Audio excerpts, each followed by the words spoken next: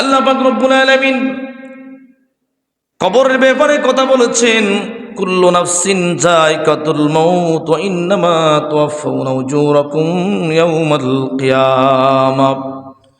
আল্লাহ পাক সুবহানাহু ওয়া তাআলা এই আয়াত কোরআনের মধ্যে বারবার বিভিন্ন জায়গার মধ্যে বলার কারণ হলো, তোমার কাছে মালাকুল মউত আসবে, মৃত্যুবরণ করবে, মৃত্যুর স্বাদ গ্রহণ করবে। সমস্ত জাতি, সমস্ত সৃষ্টি জগৎ, কীট পতঙ্গ থেকে শুরু করে, এখানে কুল্লুন শব্দ ব্যবহার করেছেন, বহু বচন ব্যবহার করেছেন আল্লাহ। তাহলে সমস্ত সৃষ্টি জগতের মৃত্যু হবে এবং মৃত্যু হওয়ার পরে আল্লাহ রব্বুল আলামিনের কাছে চলে যেতে হবে। তখন হিসাব নিকাশ শুরু হবে, আমল নামার উপরে হিসাব নিকাশ শুরু হবে।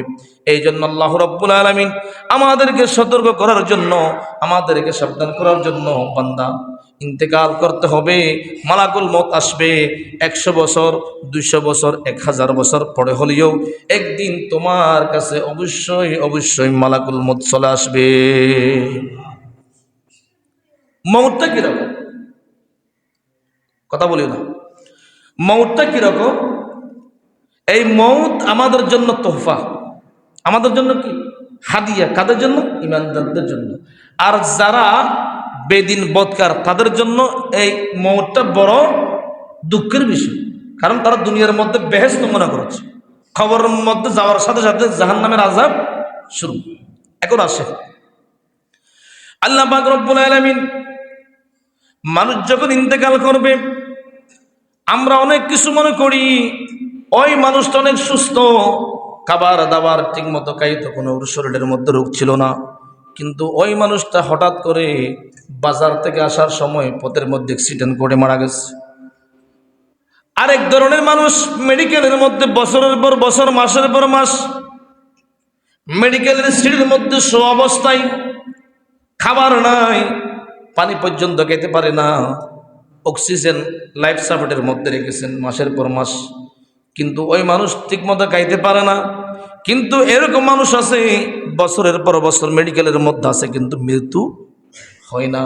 কারণ আল্লাহ বলে, বান্দা তুমি না খাইলেও তোমার মৃত্যু হবে না, কারণ তোমার হায়াতের বাজেট এখনো বাকি আছে। একজন মানুষ সুস্থ, সব কিছু খাইতে পারে, হঠাৎ ওনার মৃত্যু হয়ে গেছে। আরেকজন মানুষ খাওয়া বন্ধ, অক্সিজেনের মধ্যে মাসের পর মাস লাইফ সাপোর্টের মধ্যে আছে, কিন্তু ওনার করে মৃত্যু, কষ্ট পাচ্ছে, মৃত্যু হচ্ছে না। তাহলে কারণ কি? আল্লাহ পাক রব্বুল আলামিন পবিত্র কালামে পাকের মধ্যে বলেছেন, ফাইজা জা আজালুহুম লা ইস্তাখিরুনা সাআতাও ওয়া লা ইস্তাকদিমুন। আমার আল্লাহ বলেন, 1 মিনিট আগে, 1 মিনিট পরে আমি তোমাদের কাছে মালাকুল মউত পাঠাবো না। যখন সময় হয়ে যাবে, মালাকুল মউতের হাতে যখন তোমার মৃত্যুর লিস্ট যখন চলে যাবে, তখন আমি তোমার কাছে মালাকুল মউত পাঠাই। তুমি যেই অবস্থার মধ্যে থাকো না কেন, ওই মালাকুল মউতের হাতে যেই পরোয়ানা, যেই চিঠিগুলো লেখা আছে, ওই চিঠির মধ্যে তোমার হায়াত, তোমার মউত এবং তোমার কোন মাসে কোন তারিখে তুমি ইন্তেকাল করবে, কোন জায়গার মধ্যে তুমি ইন্তেকাল করবে, কোন সময়ের মধ্যে ইন্তেকাল করবে, সব কিছু মালাকুল মউতের ওই চিঠির মধ্যে লেখা থাকবে। ওই চিঠি অনুযায়ী তোমার কাছে মালাকুল মউত গিয়ে তোমার জান কবজ করবে। আল্লাহ বলতেছেন, সাআতাও ওয়া লা ইস্তাকদিমুন, 1 মিনিট আগেও নয়, 1 মিনিট পরেও নয়, নির্দিষ্ট সময়ে তোমার রিজিকের দরজা বন্ধ হয়ে যাবে, তোমার আমলের দরজা বন্ধ হয়ে যাবে। হযরত বাদশাহ সুলাইমান আলাইহিস সালাতু ওয়াস সালাম, উনি সিংহাসনের মধ্যে বসা, ওনার পাশে একজন উজির, ওনার পাশে কি উজির দাঁড়ানো অবস্থায় হঠাৎ করে মালাকুল মউত আসলেন। একটু বাচ্চাদেরকে মানা কোনো কথা না বলার জন্য।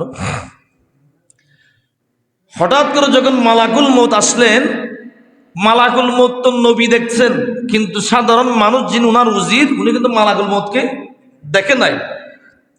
হঠাৎ করে মালাকুল মউত এমন ভাবে তাকাইলেন ওই সুলাইমান নবীর উজিরের দিকে, এমন ভাবে নজর দিয়ে তাকাইলেন, তাকানোর কিছুক্ষণ পর মালাকুল মউত চলে গেলেন। সুলাইমান নবীর কাছে জিজ্ঞেস করলেন, হুজুর আমি তো আপনার উজির, সবসময় আপনার পাশে থাকি, কিন্তু এমন একজন লোক আমি জীবনের মধ্যে কোনোদিন দেখি নাই, ওই লোকটা আপনার দিকে তাকায় না, কিন্তু আমার দিকে এইভাবে নজর দিয়ে তাকাইলেন কেন, উনি কি? তখন সুলাইমান আলাইহিস সালাম বলতেছেন, উনি হচ্ছে মালাকুল মউত, তোমাকে দেখা দেওয়ার জন্য এসেছে, হয়তো তোমার হায়াতের বাজেট শেষ হয়ে গেছে। এই কথা বলার পরে ওই ব্যক্তি বললেন, হুজুর আমাকে আপনি নির্জন এলাকায়, যেখানে মালাকুল মউত যাওয়ার কোনো সুযোগ, বলেন না যেখানে মালাকুল মউত যাওয়ার কোনো সুযোগ, একদম আফ্রিকা মহাদেশে একদম জঙ্গলে, যেখানে মানুষ পর্যন্ত যেতে পারে না, ওইখানে আমাকে একটা দ্বীপের মধ্যে আমাকে রেখে আসেন, কারণ আমার বড় ভয় লাগছে মালাকুল মউত যদি আমাকে ধরে তাহলে আমাকে তো মেরে ফেলবে, আমি মরতে চাই না, আমাকে নির্জন একটা এলাকার মধ্যে নিয়ে আসে। এটা কোন আয়াতের প্রসঙ্গ? এই শান নজুলটা হচ্ছে ফাইদা জা আজালুহুম লা ইস্তাখিরুনা সাআতা ওয়া লা ইস্তাকদিমুন, এই আয়াতের এটা শান নজুল। অর্থাৎ এই আয়াতের বিষয়ে এই ঘটনাটা আনলেন কেন? যে আল্লাহ যার মৃত্যু যেখানে সেখানেই করবে। তখন সুলাইমান আলাইহিস সালাম তো বাতাসের সাথে কথা বলতেন, বাতাস ওনার আদেশ মানত। বাতাসকে হুকুম করলেন, এই বাতাস তুমি আমার অমুক উজিরকে তুমি অমুক পাহাড়ের মধ্যে দ্বীপের মধ্যে রেখে আসো। আজকে মালাকুল মউতকে দেখলেন মিনিটের মধ্যে বাতাস ওনাকে নিয়ে ওই দ্বীপের মধ্যে রেখে আসলেন। রাখা আসার পর মালাকুল মউত এর পরের দিন আবার সুলাইমান আলাইহিস সালামের দরবার আসলেন। আসার পরে সুলাইমান নবী জিজ্ঞেস করলেন, এই মালাকুল মউত তুমি গতকাল এসেছিলে আমার দরবারে, আমার সাথে কোনো কথা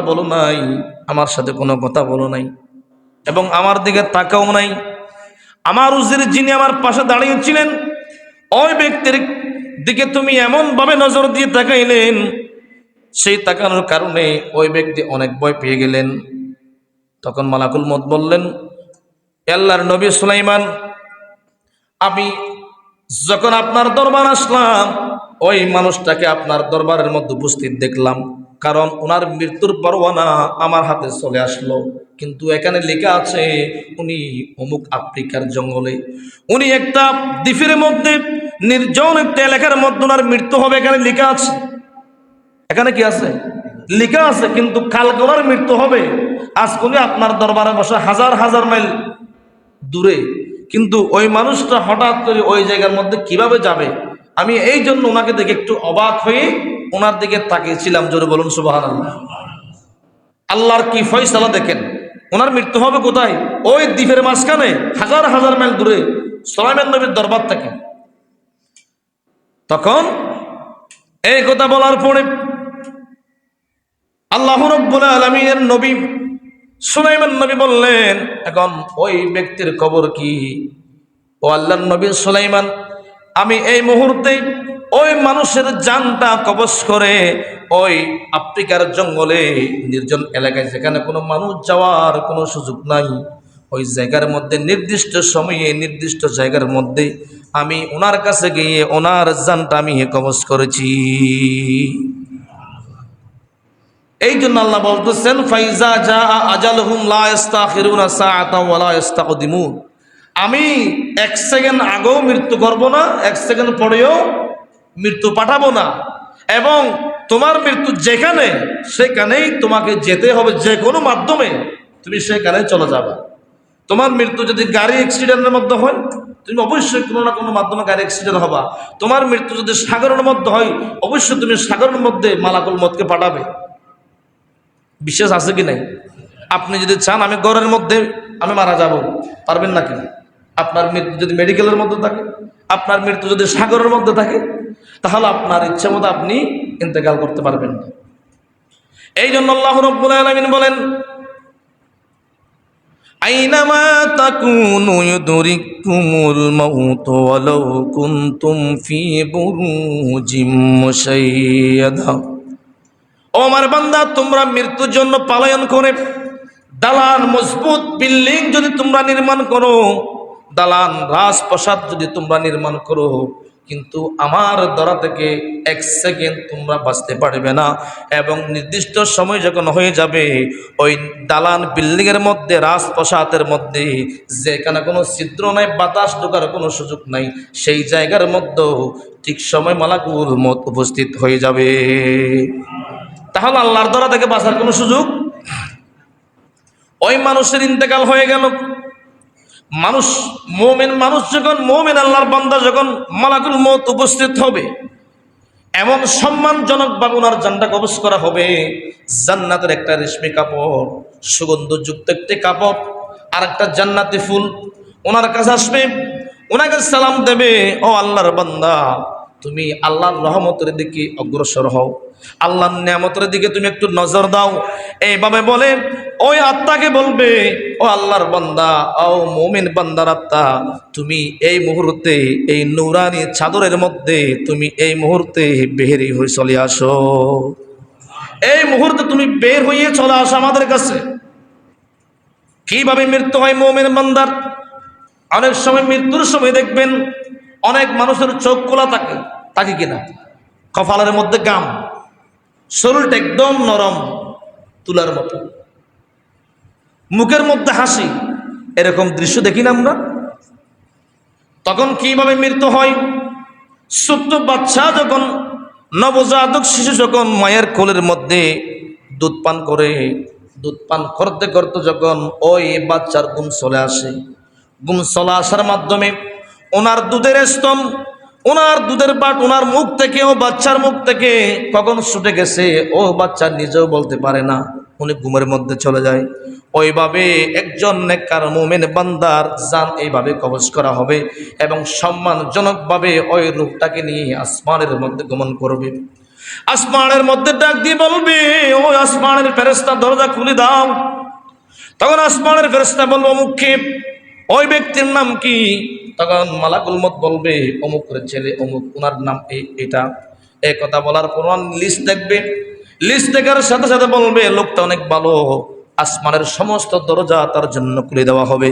এবং ওই রূহটাকে নিয়ে আল্লাহ রাব্বুল আলামিনের আদেশকৃত একজন ফেরেশতা বলবে, ও মালাকুল মউত, তুমি ওই বান্দার রূহটাকে নিয়ে তুমি সোজাসুজি ইল্লিনের মধ্যে চলে যাও। সুবহানাল্লাহ বলেন না। ইল্লিন মানে কোথায়? আলমে আরওয়াহ, যেটাকে রুহুল জগৎ বলা হয়, 7 আসমানের উপরে ইল্লিনের মধ্যে রাখা হবে। আরেক হাদিসের মধ্যে এইভাবে এসেছে, বদকার বান্দা যারা, তাদের রূহ যখন কবজ করবে, একজন দুর্গন্ধযুক্ত কাপড় এনে এইভাবে বলবে, ও আল্লাহর বান্দা, ও বদকার বান্দা, আল্লাহর গজবের দিকে তুমি নজর করো, আল্লাহর গজবের দিকে অগ্রসর হও, তুমি এই মুহূর্তে বের হইয়া সুজুর বলেন নাউজুবিল্লাহ।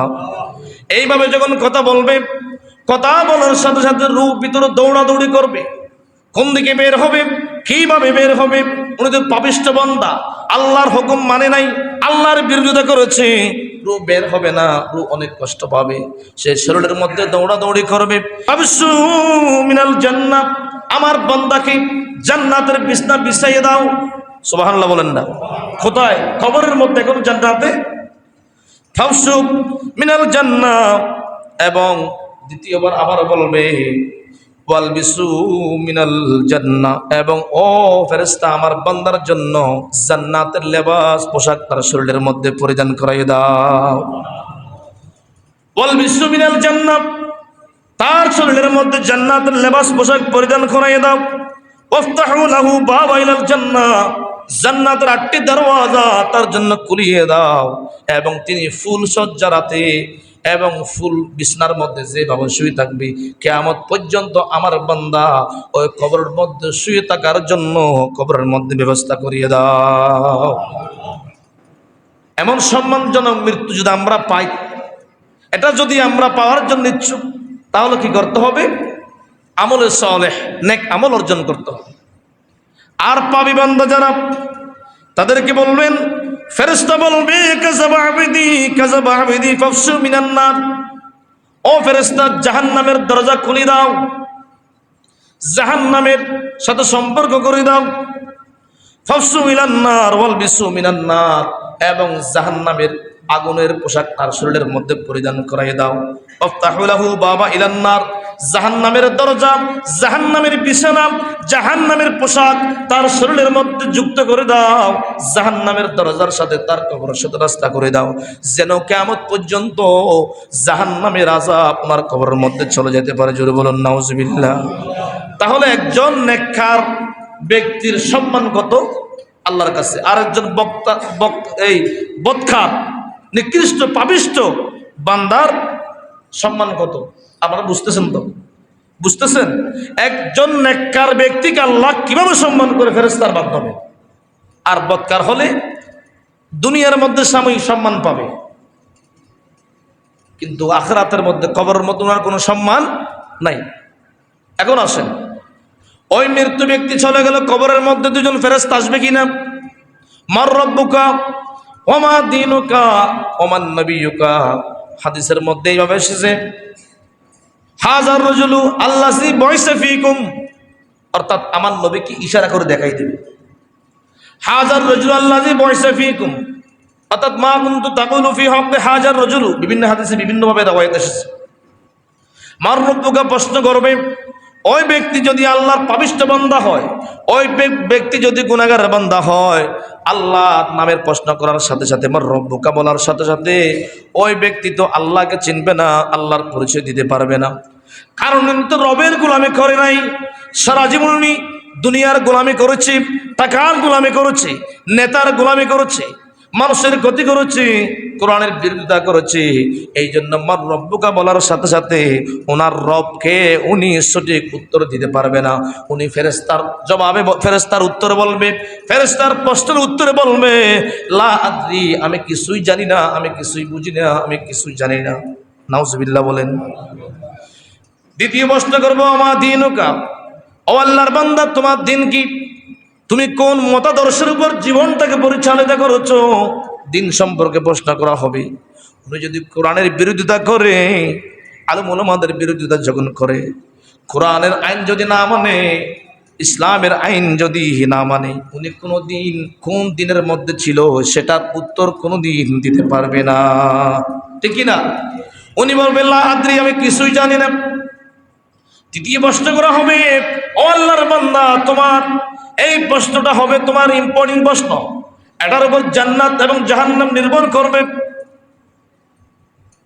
মা কুনতা তাকুলু ফি হাক্কি হাযার রাজুলু, তোমার কবরের মধ্যে একজন নূরানি পুরুষ উপস্থিত হয়েছে এবং ওই পুরুষটার সম্পর্কে তোমার মতামত কি? ওই পুরুষটার সম্পর্কে তোমার ধারণা কি? জিজ্ঞেস করবে ফেরেশতা।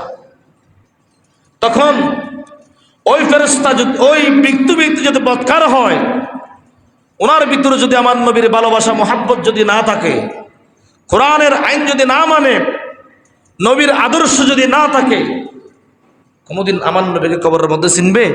বলেন, চিনার কোনো সুযোগ নাই। বলবেন লা আদ্রি, তখন কবরের আযাব শুরু হয়ে যাবে, কবরের আযাব শুরু হয়ে যাবে, সাপ বিশ্বর গর্ত। এই জন্য কবর দুই ধরনের বাবা, আল কবরু রাউযাতুম মিন রিয়াদিল জান্নাহ, আল কবরু খুফুরুম মিন খুফুরিন নিরান। একটা হলো জাহান্নামের অংশ, আরেকটা হবে জান্নাতের অংশ। আপনি যদি আমলে সালেহ নিয়ে যদি দুনিয়ার মধ্যে থেকে যান, তাহলে ওই কবর আপনার জন্য জান্নাতের অংশ হয়ে যাবে। আর যদি বদকার হয়ে দুনিয়া থেকে যান, বদ আমল নিয়ে যদি দুনিয়া থেকে যান, ওই কবর আপনার জন্য হবে জাহান্নামের গর্ত, ঠিক কি না?